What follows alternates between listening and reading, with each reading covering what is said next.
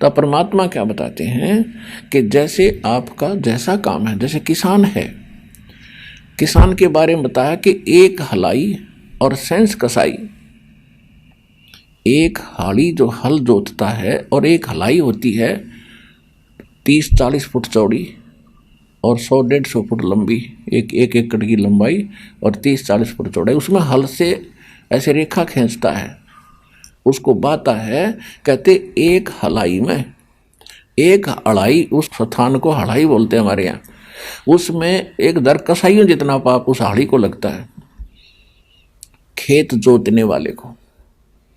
अब इसका और बाकी जैसे हम चलते हैं फिरते हैं, मजदूर कस्सी से काटता है, जमीन खोदता है, उसको भी पाप लगते हैं। कोई भी काम करते हैं सब में पाप हैं, लेकिन ये हमारे कर्तव्य कर्म बता रखे हैं।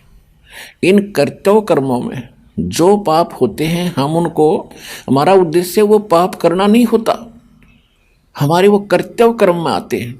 और उसके लिए परमात्मा ने बताया है कि पूर्ण संत से ड्राइविंग लाइसेंस बनवा लो। यानी परम संत से जब आप मंत्र ले लोगे तो आपका लाइसेंस हो गया कि ये व्यक्ति भगत है, आत्मा नर्म है, भगवान के विधान से परिचित है, ये जानबूझ कर बेमतलब से जीवन नहीं मार सकता। हाँ, जो अनजानपने में मरते हैं, उसके कर्म में मरते हैं, उसकी क्रिया में मरते हैं, तो उनका पाप नहीं लगता। एक तो यहाँ बचाव होता है। फिर कुछ ऐसे पाप हैं जो फिर परमात्मा ने हमारे को मंत्र दे रखा है,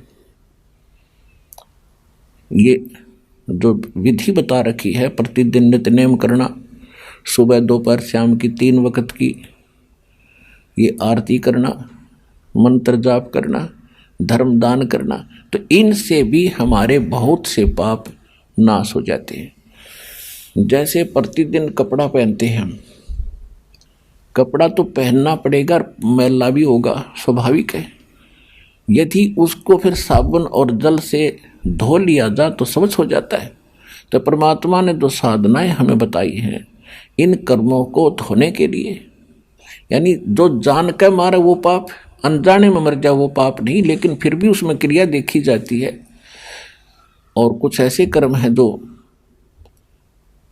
हमें जो करने पड़ते हैं, जिस कारण से हम उनके लिए फिर क्या बता रखा है, ये प्रतिदिन की साधना बता रखी है।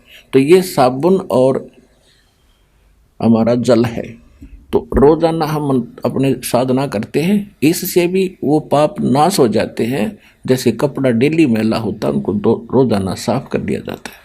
तो इस प्रकार